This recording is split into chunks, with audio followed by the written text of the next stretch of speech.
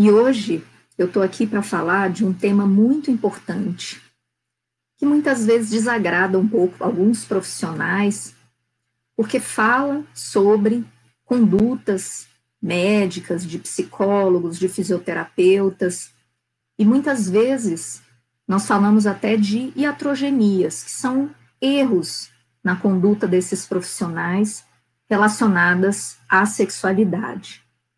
Então, nós sabemos que sexualidade não é uma doença.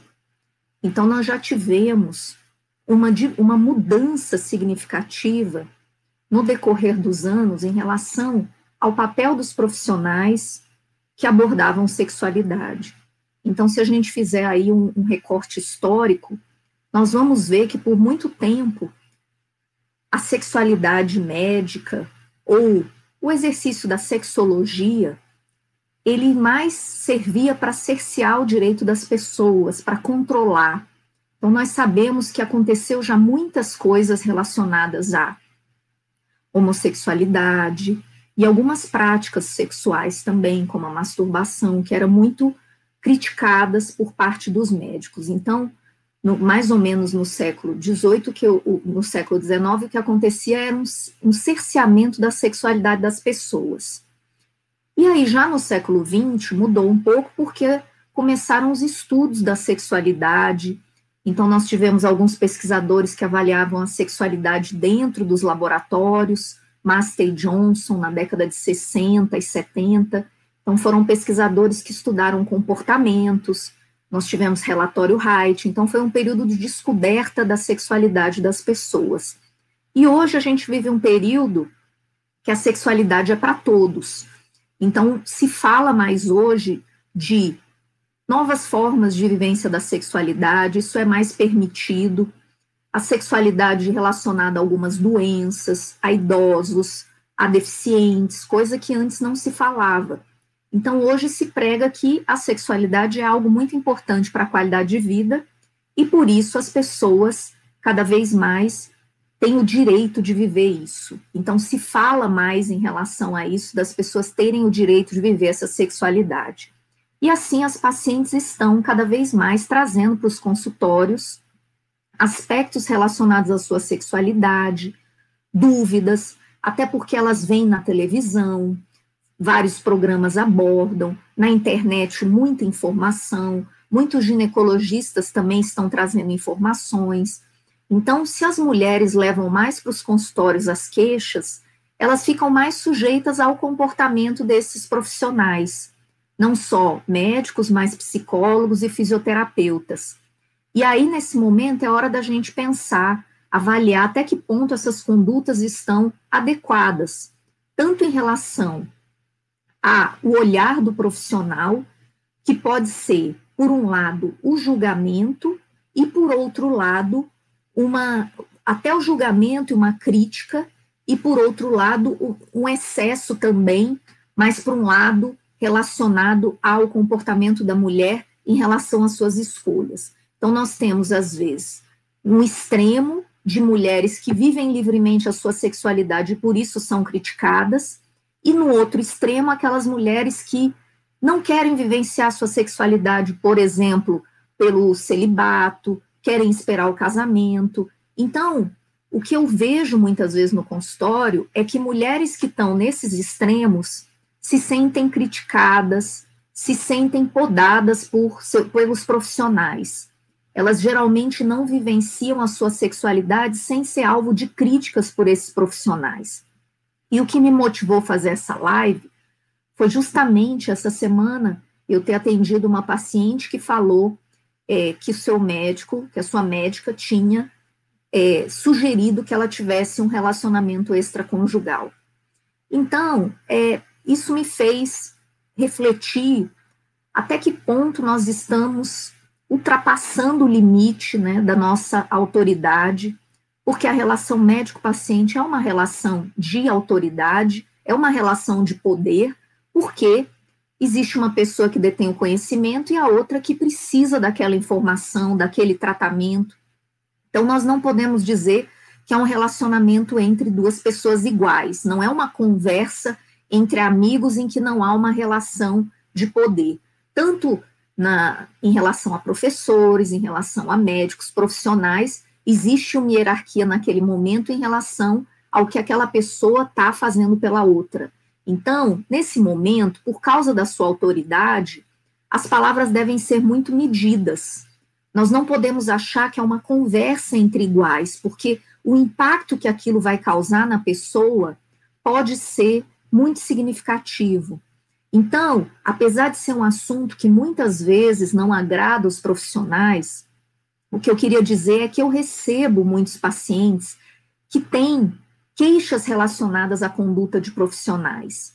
Então, eu que pego pacientes com repercussões sexuais, muitas dessas repercussões estão relacionadas à fala dos profissionais, tanto em termos de julgamento, quanto em termos de crítica por aquela pessoa ter feito determinadas escolhas de não vivência da sua sexualidade.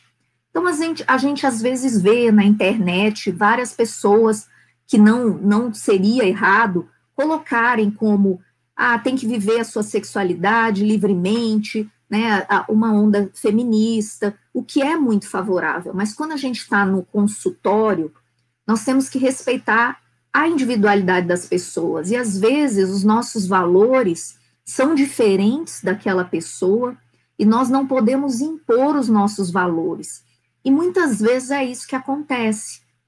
E o que a repercussão disso seria qual? Existem duas repercussões, tanto pacientes que sofrem porque acreditam no que o profissional disse, e eu posso citar um paciente masculino que já tinha mais de 60 anos, que chegou e disse para mim, doutor, eu tenho ejaculação precoce e o meu urologista falou que eu deveria ter relações com outras mulheres, mas eu não gostaria de trair a minha esposa.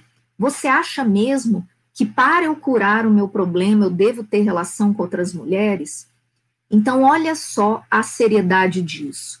Então, nesse caso, o paciente realmente acreditou que aquela conduta poderia resolver o seu problema.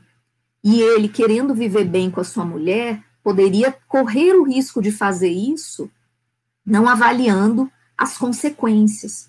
Então, é nesse momento que nós podemos dizer que profissionais da saúde podem até cometer um abuso de autoridade, porque naquele momento, uma orientação dessa é como se ele fizesse uma prescrição. Então, aquele paciente realmente acredita que existe um embasamento por trás daquela fala, né? E isso é muito comum. Pode parecer para os profissionais que um paciente não acreditaria numa colocação dessa, mas não é o que a gente vê na realidade. Porque, às vezes, as perguntas que vêm são muito em termos, por exemplo, uma mulher que nunca teve orgasmo, ela se pergunta se ela é lésbica, ela se pergunta se o seu parceiro que não sabe estimulá-la, às vezes é o único parceiro que ela teve na vida e às vezes ela atribui a sua dificuldade a não ter tido outras experiências. Então aquela dúvida já existe e ela busca um profissional para ter uma opinião médica ou de um psicólogo baseado em preceitos científicos e não algo de como se fosse uma amiga, como se ela estivesse perguntando para uma amiga se ela deveria tomar alguma conduta. E aí é que isso se torna ainda mais sério. Então, essa semana eu recebi uma paciente que disse que a sua médica sugeriu que ela tivesse um relacionamento extraconjugal. É claro que nesse caso, por isso que isso me fez refletir e fazer essa live, são esses dois extremos.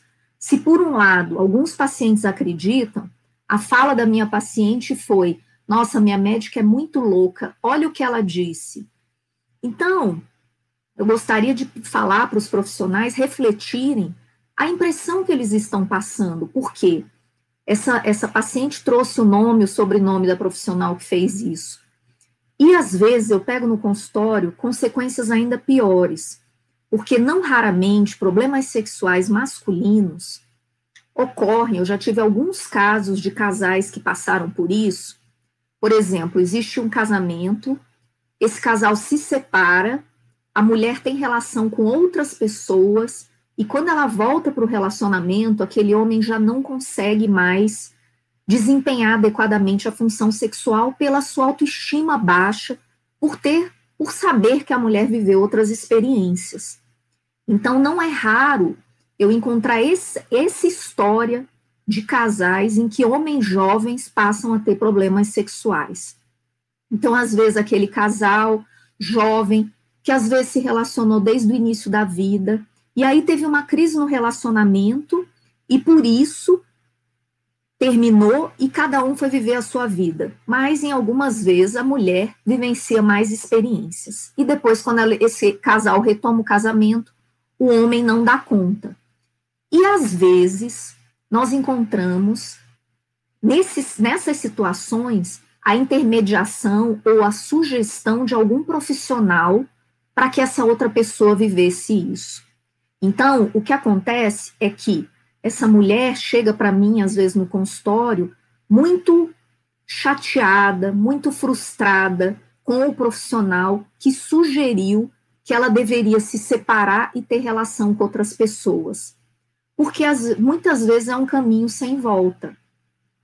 E se a gente for pensar em termos sexuais, a possibilidade desse casal que se encontrou desde a juventude e que agora essa mulher vai viver outras experiências, dela ter experiências que sejam mais agradáveis ou diversificadas, ou por ser novidade, ou seja, que ela saia daquela relação com a impressão de que foi bem melhor do que ela estava vivendo no casamento, a chance é grande. E é isso que muitas vezes eu pego. Eu vejo mulheres que falam, eu tive essas experiências, mas eu voltei para o meu marido por amor. Mas essa mulher já não é mais a mesma pessoa e o seu esposo também, pela sua autoestima, por saber que ela teve outros parceiros e às vezes até mais do que ele naquele período de separação, ele não dá conta e assim os problemas sexuais acontecem. E muitas vezes os problemas acontecem até por um repertório sexual muito restrito daquele homem. Muitas vezes ele tem uma autoestima tão baixa que ele não consegue desempenhar nada mais além da penetração. Mesmo que essa mulher diga que ele poderia fazer preliminares, sexo oral, muitas vezes esse homem não acredita mais no seu potencial.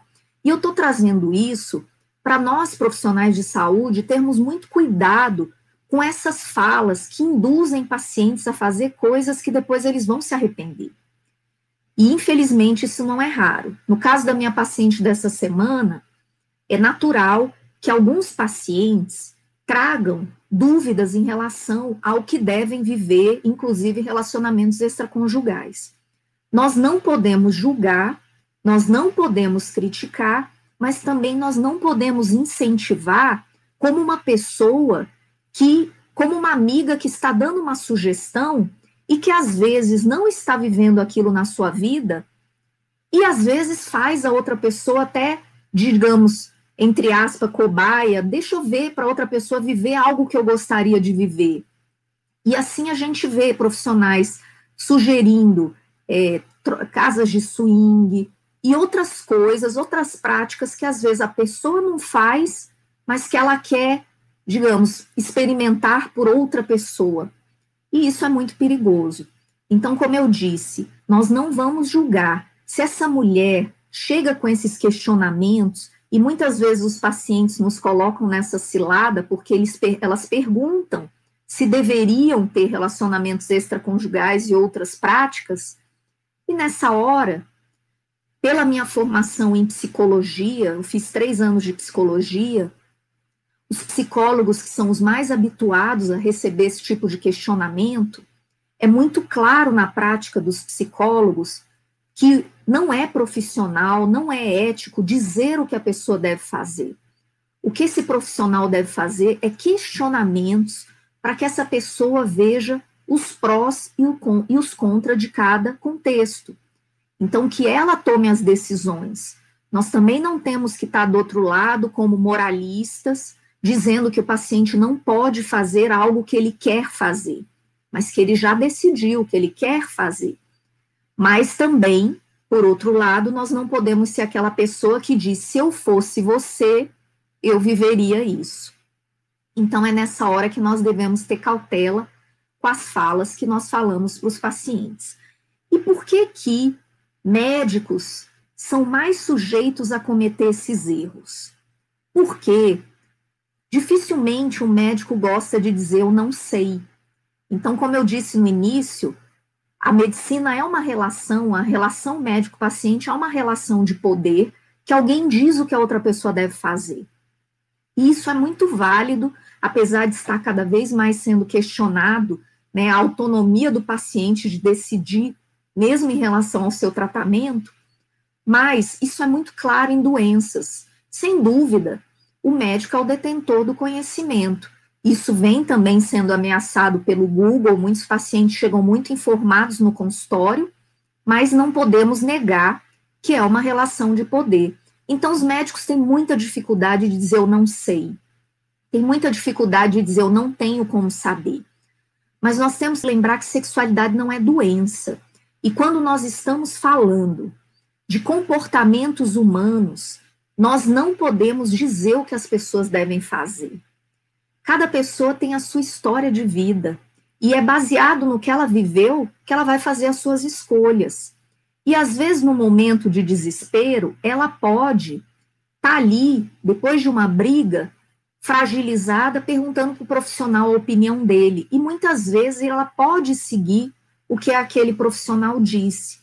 E do mesmo jeito que as pacientes chegam no meu consultório dizendo a médica fulana de tal falou para eu ter um relacionamento extraconjugal, numa briga, ela pode inclusive falar para o seu companheiro. No momento de que ela fez alguma coisa e se arrependeu, ou depois de fazer as pazes, ou mesmo no momento da briga de cabeça quente, até a minha médica, até a minha psicóloga falou que era para eu arrumar outra pessoa, e assim o profissional se coloca numa situação de risco até para processos. Então, nós temos que tomar muito cuidado. Então, se por um lado, quando eu fiz a imagem para a live de hoje, eu coloquei a foto de uma médica, né, num quadradinho, e 3 pacientes. E o que significa aquela foto? Significa que, por um lado, existem médicos que criticam pacientes que são são mais recatados, digamos assim, são mais puritanos, mulheres que optam por não vivenciar sua sexualidade por qualquer razão, e assim são criticados, a ponto de, infelizmente, eu já tive pacientes que até me esconderam no consultório ginecológico que não tinham tido relação, então elas se colocaram em risco, porque eu fui fazer o exame especular e a paciente não tinha tido relação e ela escondeu, porque é claro que o ginecologista sempre pergunta se a pessoa tem relação antes de fazer um exame ginecológico, mas a paciente mentiu por vergonha. Então, isso é muito emblemático, e o que eu falei para essa paciente foi, olha, você pode até mentir para qualquer pessoa, mas nunca para o ginecologista. Você não pode fingir que tem dizer que tem uma vida sexual sem ter, porque o exame não pode ser feito numa paciente virgem. Então, isso é muito importante. E por que acontece isso? Porque as mulheres sentem medo de serem criticadas pelos profissionais. E isso acontece a todo momento. Então, infelizmente, eu tenho alguns exemplos. Uma paciente que eu tenho com uma doença chamada PGAD, é uma doença que eu já falei em algumas vezes no meu Instagram, que chama transtorno da excitação genital persistente, e é uma doença que me deixou muito impactada quando eu fui para os Estados Unidos num congresso, porque ela é causa de suicídio. Então, por que ela é causa de suicídio? Porque a mulher tem vários orgasmos, às vezes inúmeros, 20 orgasmos num dia. E assim, ela é muitas vezes confundida como uma mulher viciada em sexo, e isso não é uma doença que ocorre pelo desejo, ela ocorre como se fosse de dentro para fora, como uma paciente diz, uma excitação que acontece sem estímulo nenhum. E o que a minha paciente ouviu de um profissional, de um ginecologista? Você não me volte aqui antes de trazer um relatório de um psiquiatra dizendo que você é normal. Então, a paciente saiu humilhada do consultório. E mesmo que ela fosse ninfomaníaca, que ela tivesse alguma doença nesse sentido, ela jamais deveria ter sido tratada dessa forma. Mesmo homens com compulsão sexual, eu já ouvi também esses relatos que um psiquiatra mandou, sai do meu consultório, enfim, são pessoas que estão buscando ajuda. E elas não deveriam ser julgadas se elas sofrem e se elas estão buscando um tratamento para se sentir melhor. E a consequência disso são traumas que se sobrepõem ao trauma que aquela mulher já tem. Então, eu recebo no consultório inúmeras mulheres com vaginismo traumatizadas por tratamentos ginecológicos, por ter passado por médicos que criticaram, por falas do tipo, se você não consegue ter uma relação, você está fazendo aqui o quê? Você veio aqui fazer o quê? Enfim, aonde essas mulheres vão? Né? Então, é muito importante esse olhar de empatia. Então, não saber, o problema é que muitas vezes o profissional que não sabe lidar, porque a gente sabe que o conhecimento de sexualidade é deficiente nas graduações, e até mesmo numa residência médica, às vezes nós saímos da residência sem conhecimento de sexualidade, então coloca em jogo a competência do médico, a credibilidade, e muitas vezes, por ele não saber lidar com essas questões, ele acaba tratando a paciente mal como uma defesa, ou seja, ele ataca para se defender porque aquela mulher está mostrando para ele a sua vulnerabilidade. E isso é muito sério, porque essas mulheres, às vezes, vão ficar muitos anos sem buscar um ginecologista. Então, às vezes, essas mulheres só vêm para mim depois que elas pesquisaram muito na internet, que felizmente, hoje nós temos, antes elas sofriam caladas e não tinham o que fazer, muitas mulheres viviam a vida inteira. Eu tenho pacientes que passaram dos 40 anos com vaginismo, de 40 anos de idade, sem nunca ter tido a penetração e nunca tiveram coragem de buscar ajuda, mas hoje, cada vez mais, está chegando no consultório mulheres de 17, 18 anos, que realmente leem na internet e vêm buscar.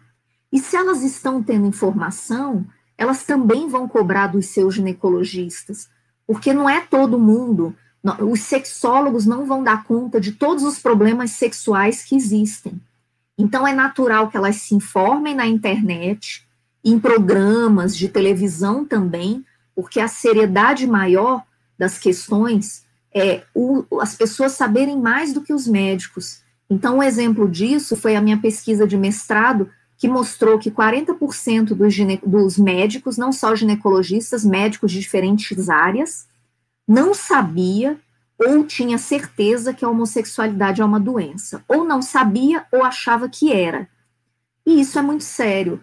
O resultado disso foi muito impactante, tanto que essa matéria foi muito divulgada na mídia, saiu na Agência Brasil, porque isso foi muito impressionante saber que os médicos não têm essa informação. Então, como eu falei num congresso, nós médicos não podemos saber menos do que qualquer adolescente que assiste Malhação, qualquer dona de casa que assiste Novela das 9. Então, as pessoas estão se informando. E o pior é que, cada vez mais, essa semana, a SBRASH, que é a Sociedade de Sexualidade Brasileira, fez um comunicado criticando o surgimento de profissionais que estão se intitulando coaches de sexualidade. Então, pessoas que não têm formação nenhuma, que estão orientando outras pessoas. E isso é muito sério. Então, se já existe equívocos até entre profissionais, imagine entre pessoas que fazem um curso de um final de semana ou na internet, que não tem a menor formação. Então, isso é mais um alerta para que nós, profissionais, possamos assumir o nosso lugar de autoridade em relação a ajudar as pacientes e não causar iatrogenias. Isso é muito importante, porque muitas mulheres sofrem com vergonha de trazer suas questões. Então, às vezes, eu ouço falar por outras pessoas, eu tenho uma amiga que se separou, que tem vaginismo e nunca teve coragem de buscar ajuda.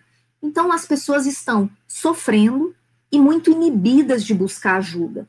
E assim, essas pessoas vão ser facilmente, digamos, seduzidas, atraídas por esses profissionais que vão estar na mídia, que vão estar na internet, no Instagram, se dizendo especialistas nisso.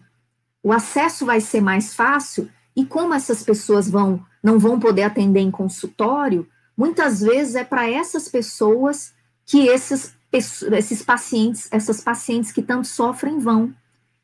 E por isso, esse é um momento que, como eu li no livro da Sandra Leibron, é o melhor momento que existe para um profissional escolher fazer sexualidade. As pessoas estão com muitos problemas sexuais, 40% das mulheres têm, e elas estão cada vez mais buscando ajuda, e por isso nós devemos estar preparados para receber essas mulheres sem julgamento. E eu digo julgamento, por que julgamento? Porque uma mulher que vive o sexo de forma livre, muitas vezes ela é criticada. Mulheres homossexuais chegam no meu consultório dizendo que foram maltratadas por ginecologistas. Infelizmente, até colegas me falam que não gostam de atender mulheres homossexuais. Então, é um problema.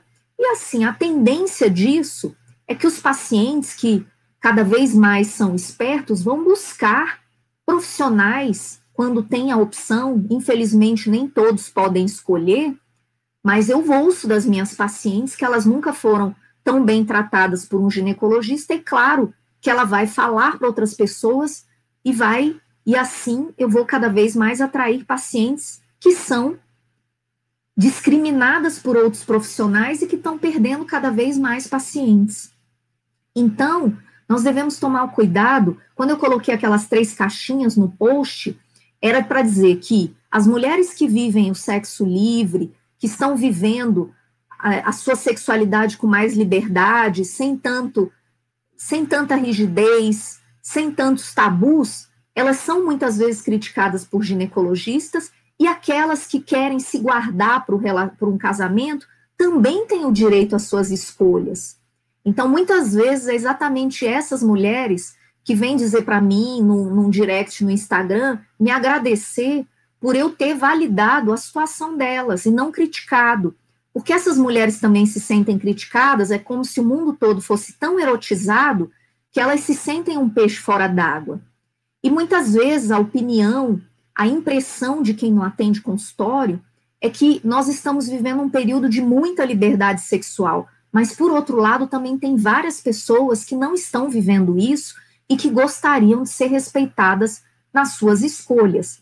Então, o que eu poderia dizer para os profissionais é muito cuidado de tentar passar os seus valores, os seus princípios para as pacientes. Incentivar, ter relação com outras pessoas, traições, ir em casas de swing. Não é justo usar os desejos da pessoa ou as limitações. Por exemplo, um profissional que não seja a favor de determinada prática sexual, não é justo que ele imponha isso para suas pacientes, que vão perguntar no consultório se deveriam fazer isso, e o profissional vai impor. E como que a gente deve responder essas perguntas? Então, quando uma paciente me pergunta se determinada prática sexual é normal ou não, eu digo que é comum, mas que não cabe ao médico dizer se é normal ou não. Cabe a mim dizer os riscos, os cuidados que ela deve ter, orientar, mas ela tem a liberdade de fazer o que ela quiser. E às vezes eu já vi até em congresso médico que eu participei de mesa, falas de ginecologistas muito críticas, como se fosse assim, aquela mulher promíscua que fez isso. Então não cabe a nós julgar. Nós temos que orientar o sexo seguro, o uso da camisinha, mas não podar a sexualidade das pessoas.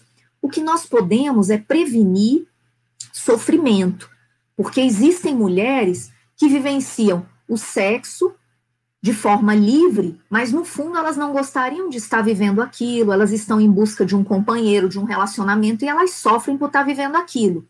Então, cabe a nós orientar, se perguntar se ela está sofrendo ou se ela está bem vivendo aquilo.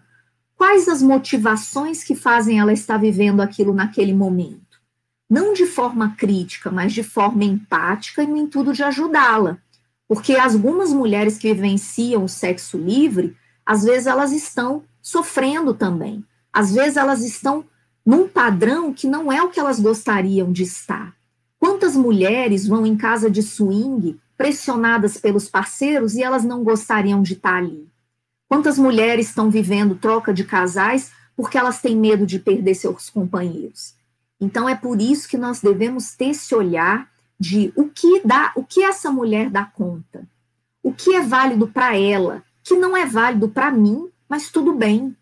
Eu não tenho que me afetar. Por isso que nós temos, muitas vezes, pessoas que têm preconceitos ou que trabalham com sexualidade, têm que fazer também sua psicoterapia, para trabalhar os seus tabus, as suas dificuldades, para não passar isso para os profissionais, para os seus pacientes. Porque, às vezes, eu já vi profissionais que, às vezes, ficam com raiva da paciente por ela, por exemplo, estar num relacionamento com alguém que foi alguém que atraiu. Você tem que largar essa pessoa, ele te traiu, você tem que ter amor próprio. Então, não é nosso papel, porque é a pessoa que vai depois ter que viver com a consequência daquelas escolhas. Então, nós temos que ter muito cuidado, muita cautela em sermos muito rígidos em dizer o que as pessoas devem fazer. Nós não devemos julgar, nós devemos acolher as demandas, ajudar as pessoas a pôr os prós e os contras, perguntar como ela se sente, como que é para você estar vivendo essa situação de não ter desejo nenhum pelo seu marido e ter desejo por outras pessoas. Quais seriam as consequências de você viver um relacionamento em outro lugar? Será que você já estaria preparada para isso? Como seria? Então, a gente faz perguntas para essa mulher refletir e ela mesma decidir. Porque muitas vezes a fala de alguns profissionais é simplesmente: se eu fosse você, eu faria isso. E a paciente leva isso muito a sério. Então, eram essas as minhas colocações. Eu espero ter ajudado. É muito importante, nós ginecologistas não somos profissionais da saúde mental. E eu fiz 3 anos de psicologia, por isso eu acho que eu tenho a agregar aos meus colegas em termos de como nós lidamos com essas queixas que chegam no consultório. Por isso que eu estou fazendo várias lives, para a gente poder abordar de uma forma mais empática, sem julgamento, e sem também dizer o que essa mulher deve fazer. Nós temos o conhecimento médico, mas só ela sabe o que ela viveu na sua vida. Então, eu gostaria de agradecer a presença de todos e vou fazer mais lives aí. Se vocês quiserem sugerir temas, fazer perguntas, eu estou à disposição para ajudar a todos os meus colegas com meus conhecimentos. Muito obrigada por todos que participaram. Até o próximo vídeo. Tchau, tchau.